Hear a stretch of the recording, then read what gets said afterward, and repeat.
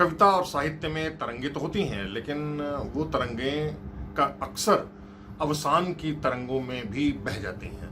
हाल ही एक पत्रकार ने मध्य प्रदेश के राष्ट्रीय बल्कि अंतर्राष्ट्रीय स्तर के कवि अशोक वाजपेयी पर एक टिप्पणी की है। इस पूरे मसले पर बहराइच से पूरे देश में अपनी अलग पहचान बना चुके भानु प्रताप द्विवेदी के अपने एक अद्भुत विचार हैं।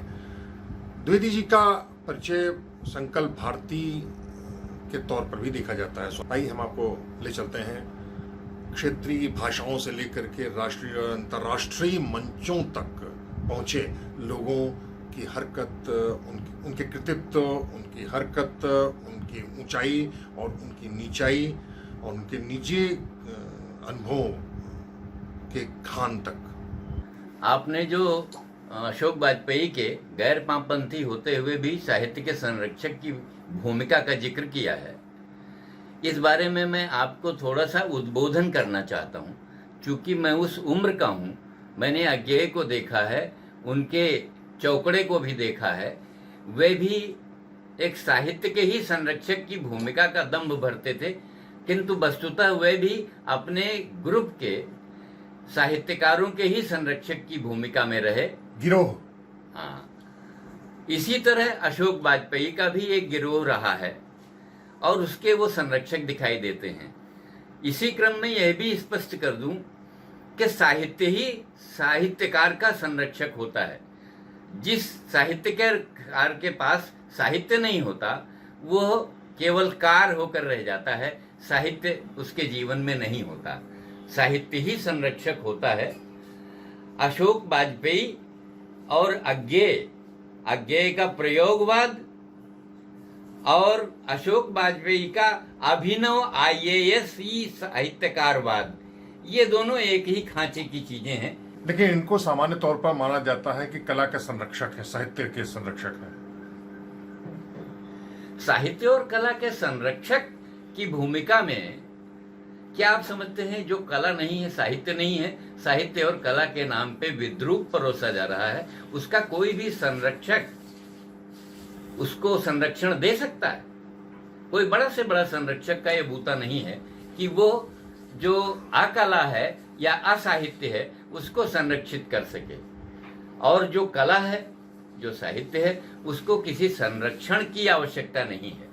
वो अपने आप में कालजयी होता है, और जो भी ऐसे संरक्षण का दंभ भर रहे हों, वे वस्तुतः कला और साहित्य के नाम से स्वयं को ही प्रतिष्ठित, स्थापित और दीर्घजीवी करना चाहते हैं। लेकिन इस बातचीत को तो आप तर्क तो मानेंगे ही, आपकी राजनीतिक पहुंच उनके पास जबरदस्त है और उन्होंने उसके माध्यम से सर्वोच्च पद तक वहां अपने आप को स्थापित किया।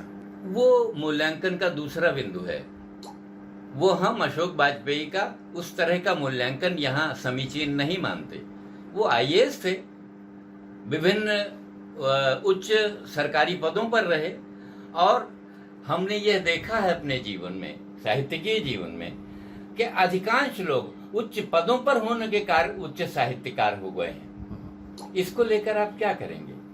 तार सप्तक में एकमात्र छपे कवि गजानन माधव मुक्तिबोध थे, जिन्होंने तार सप्तक के ही तारों को तोड़ करके अपना एक व्यक्तित्व और कृतित्व सृजित किया था। लेकिन इसके बावजूद अशोक वाजपेयी के कृतित्व है उस कमतर तो नहीं है। ठीक उसी तरीके से जैसे उत्तर प्रदेश में संस्कृति के निदेशक रह चुके हैं डीपी सिन्हा, जैसे सूचना विभाग के अधिकारी रह चुके हैं श्रीलाल शुक्ल जी, इन्होंने महान काम किए हैं। क्षमा कीजिए, वस्तुतः बहुत सारे अच्छे साहित्यकार हैं जिनकी उत्कृष्टतम रचनाएं जो समाज की दिशा बन सकती थीं, वे उनकी डायरियों में कैद हैं। उन्होंने प्रकाशन का मुंह नहीं देखा। ऐसे सैकड़ों लोग हैं। उन साहित्यकारों को जिनके पास प्रकाशन की क्षमता थी, उनको लोगों के सम्मुख उद्घाटित किया। ऐसे बहुत से साहित्यकार जो कभी लोगों के सम्मुख आए ही नहीं, एकाध गोष्ठियों में आए, अपनी एकाध रचनाएं सुनाई और गवेषणापूर्ण गंभीर रचना का ठप्पा लगवाकर मंचों से तिरोहित हो गए, गोष्ठियों से विदा हो गए। लेकिन एक बात और भी तो है कि नरेश सक्सेना जैसे जो शख्सियत है वो इंजीनियर जरूर रहे, सरकारी कर्मचारी रहे, लेकिन उनका भाव अधिकारी की वजह से नहीं रहा, उनके जुगाड़ तोड़ से नहीं रहा, वो निजी उनके अनुभव है। वह निजी उनके अनुभव, हर कवि का, हर साहित्यकार का एक निजी अनुभव होता है, और उस अनुभव का जो ज्ञानात्मक संवेदन होता है वही उसकी रचना का हेतु बनता है। तो इस नरेश सक्सेना को आप किस श्रेणी में मानेंगे? मैं श्रेणीबद्ध नहीं कर रहा हूं किसी को, मैं ये केवल ये कह रहा हूं कि एक साहित्यकार होना और छपाई की क्षमता रखना, ये दोनों मणिकांचन सहयोग कहा जा सकता है। तो एक साहित्यकार तभी सर्वोच्च पद पर पहुंचेगा जब सरकारी या उसके प्रश्रय राजश्री पद मिलेगा। बहरहाल जनता में वो बहुश्रुत तो तभी होगा जब जाना जाएगा, और जाना जाएगा जब प्रकाशित होगा। तो हम सम्मान उसका करेंगे ही करेंगे? नहीं, आप सम्मान अवश्य करें, सम्मान बिल्कुल अलग चीज है, किंतु कला और साहित्य का संरक्षक होना किसी का, यह मुझे किसी तरह से पचता नहीं। फिर क्या पछता है? बेहतर जो जिसका प्रदर्शन दिखाई पड़ रहा है वो आपको श्रेष्ठ दिख रहा है, या जो छुपा हुआ है वो श्रेष्ठ?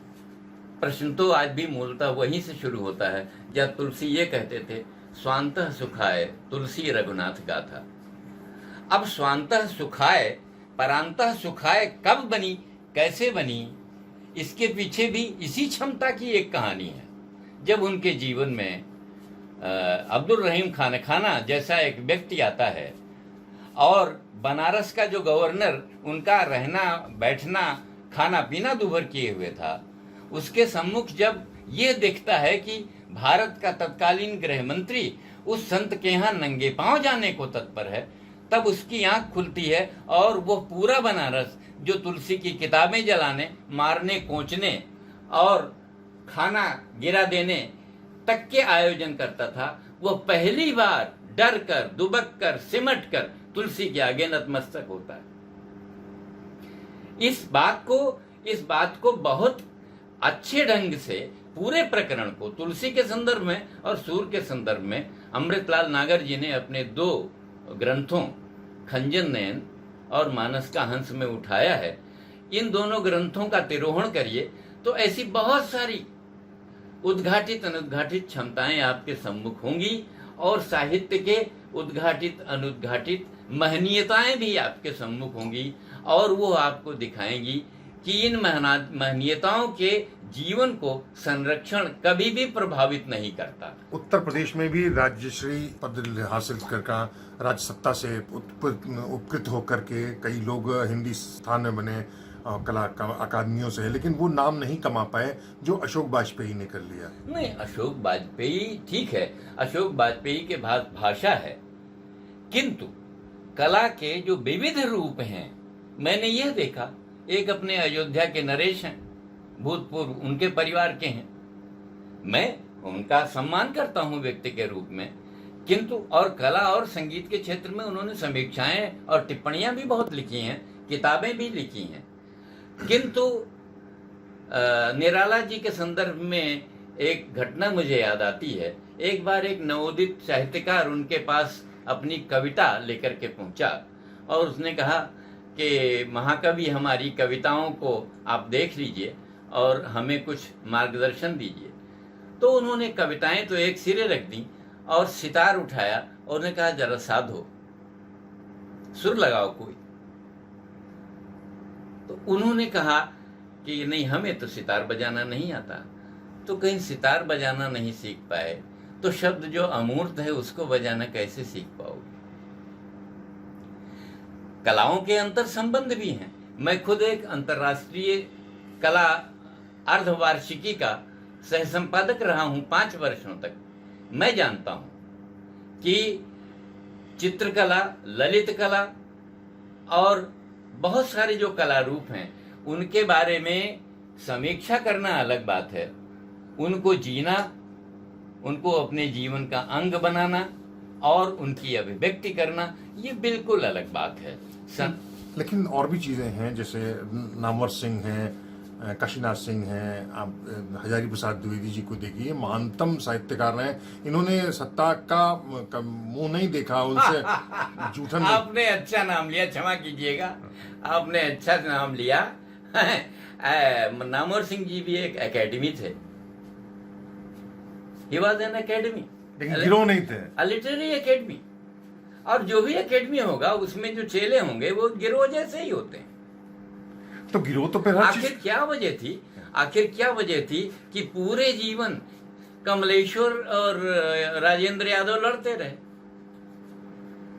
दोनों दुर्वामपंथी थे, दोनों साहित्य के विविध आयोजनों के पुरोधा थे।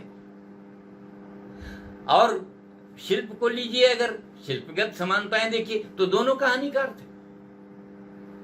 किंतु राजेंद्र यादव सदैव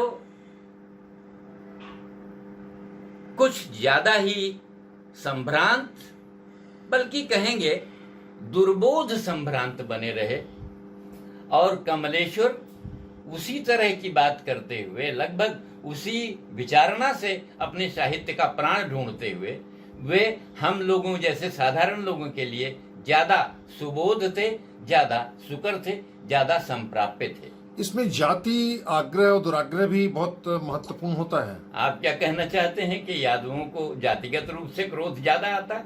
नहीं, मैं जानना चाहता हूँ। कहना नहीं चाहते हैं तो ऐसा कुछ नहीं है। जीवन के लंबे दौर में पालन पोषण की परिस्थितियां, संस्कार, माता पिता का एक दूसरे से व्यवहार, अध्यापकों का छात्र के रूप में उस व्यक्ति से दिया गया संबंध, ये बहुत सारी चीजें उसके चेतस का निर्माण करती हैं, और इन सब सारी चीजों के ईंट से मिलकर के उसके चैतन्य का एक गवाक्ष तैयार होता है, जहां से वो अपनी आंख खोल करके संसार को देखता है। और वस्तुतः यह बिल्कुल वैसे ही शुरुआती संस्कार होते हैं जो पूरे जीवन आपका पीछा करते हैं। कोई समाधि की अवस्था में जाकर ही इन संपर्कों को, इन संस्कारों को अपने से दूर कर सकता है। लेकिन आपको यह भी शायद अजूबा लगे कि प्रारंभ में यह जो साहित्य है, यह जो कविता है, तब तो गद्य था नहीं, यह संतों की बिरादरी के, उन्हीं के जमात की चीज थी। बल्कि 90%, 95% जो भी साहित्य हमारे पास पहले का है वो संत परंपरा से आया है। लेकिन संत परंपरा में काव्य ज्यादा महत्वपूर्ण था। इस श्रेष्ठ में इस तरीके देखें तो अशोक वाजपेयी, देखिए काव्य बहुत ज्यादा महत्वपूर्ण था। वो तब था, वो श्रुतियों का उसमें भी अध्याय था कि पहले कविता को याद करना ज्यादा आसान होता है, इसलिए जो कुछ भी कहा गया वो कविता में कहा गया। आयुर्वेद है, मौसम विज्ञान है, इतिहास है, जो भी है वो काव्य में कहा गया। आपके पुराण इतिहास ही तो हैं। तो वो काव्य का एक समय था। धीरे धीरे गद्य काव्य को अपदस्थ करता चला गया। क्या आप ये कहना चाहते हैं कि राजाश्रयी कवि या साहित्यकार होते हैं वो अपनी मेधा को बेहतर तरीके से तराश पाते हैं? मैं ये नहीं कहना चाहता। मैं ये कहना चाहता हूँ कि अभी उस पंडित कवि की याद कीजिए, उसका मैं नाम भूल रहा हूँ, हालांकि सबको उसका नाम भूल जाना चाहिए, जो अखिलेश के पैर छुआ था जब उसको यश भारती रंगनाथ सत्य, रंगनाथ मिश्र सत्य। हाँ, रंगनाथ मिश्र सत्य। अब वो कैसा सत्य वहां उद्घाटित कर रहा था, यह तो वही जानता होगा, उसका जीवन जानता होगा। किंतु निश्चित रूप से साहित्य में उसके कुछ नहीं है, तभी उसे कुछ ऐसा बाहर से अपने भीतर लाना पड़ा जो उसे मूल्यवान दिखता। तो आप ये संभवतः ये कहना चाहते हैं कि सत्ता के तक पहुंचना आपकी मेधा को परिष्कृत करने का माध्यम हो सकता है, लेकिन उस पर चरणों पर हो जाना बहुत घातक होता है, और ऐसा वही लोग करते हैं जिनके पास कुछ दम नहीं होता। देखिए, घातक का मित्र इसमें प्रश्न नहीं है। सवाल इस बात का है कि वही मैं कहूं कि जैसे आपके संस्कार हैं। गांधी जी एक बहुत छोटा सा सेंटेंस कहते थे, हमेशा तन कर खड़े हो और तन कर बैठो, तन कर बोलो। अब तन कर बोलना वो जो सत्य नाम का साहित्यकार है उसके पास तो नहीं हो सकता। साहित्य बहुत गहरी परतों से आता है। जो भी साहित्य का अवसान होता है क्षेत्रीय भाषाओं पर या किसी भी का, वो उसका मूल कारण होता है व्यक्ति का खुद की चारित्रिक अवसान। ये बात आपने सही कही, और इसी संदर्भ में यह भी यहाँ उल्लेखनीय है कि कवि के लिए कविता उसकी संतान है, उसका लालन पालन करना है, पोषण करना है। रचना के बाद भी उसको पात्र कुपात्र हाथों में सोच विचार कर देना है। किंतु ऐसा जब हम नहीं करते हैं, सोच विचार नहीं करते हैं, तो वे गलत हाथों में जैसे बच्चे पड़ जाते हैं और विशृंखलित हो जाते हैं, उसी तरह वो रचनाएं भी विशृंखलित होकर के तिरोहित हो जाती हैं। इस बात को अशोक वाजपेयी के संदर्भ में कैसे देखते हैं आप? अशोक वाजपेयी के संदर्भ में इस बात को आप यह न देखिए, उनका जो चेतन संसार था वहां से उनकी रचनाएं आई। वस्तुतः अपने आभा मंडल, अपनी आर्थिक क्षमता, अपनी सामाजिक क्षमता, अपनी पारिवारिक क्षमता, इन सारी क्षमताओं के रूप में एक समय पर साहित्यकार ऐसे तल पर पहुंच जाता है कि जहां वो कुछ भी कह दे वो साहित्य हो जाता है। जैसे अज्ञेय की भवंती भी साहित्य हो जाती है, कार पंचर हुई, मुद्रा राक्षस की एक कहानी है चिरकुट, वह भी साहित्य हो जाती है, जिसमें उनके पास एक पुरानी कार और उसके अवस्थाओं के वर्णन है। जबकि चिरकुट कहानी का हमसे क्या लेना देना, हमारे पास तो एक साइकिल भी नहीं है। हम संवेदन कहाँ से लेते हैं? हम अपने सरोकारों के जगत से ही संवेदन लेते हैं। हमने अगर भूख का अनुभव नहीं किया है तो हम भूख पर जो कविता लिखेंगे वो कहीं न कहीं डकारती हुई कोई रचना होगी, उसमें भूख के दर्शन नहीं होंगे। शब्द हो सकते हैं, उसकी आत्मा में भूख नहीं होगी। तो ये हैं भानु प्रताप द्विवेदी, जिन्हें स्वामी संकल्प भारती के तौर पर भी पहचाना जाता है। तो अगली बार फिर किसी दूसरे मसले पर, किसी दूसरे स्थान पर और किसी दूसरे व्यक्तियों पर हम फिर हाजिर होंगे। तब तक दुलत्ती के लिए कुमार सवीर को इजाजत दीजिए। आपसे गुजारिश सिर्फ इतनी है कि अगर आपको ये हम चैनल दुलत्ती पसंद है तो उसे यूट्यूब पर सब्सक्राइब कीजिए, घंटी बजाइए, सोशल मीडिया में ज़्यादा से ज़्यादा शेयर कीजिए, ताकि लोगों को पता चल सके कि दुलत्ती ऐसे लगाई